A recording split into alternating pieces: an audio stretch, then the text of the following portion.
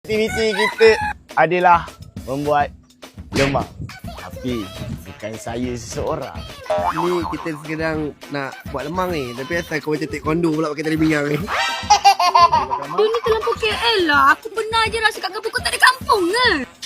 Kau ni macam tak pernah duduk kampung je, Mi. Mungkin ada bahasa. Ya.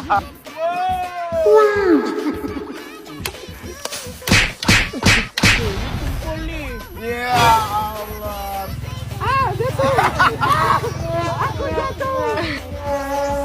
Tak masuk. Belajar. Ya Allah. Bah, Harry bagi jatuh. Tak payah beritahu. Semua balik semua.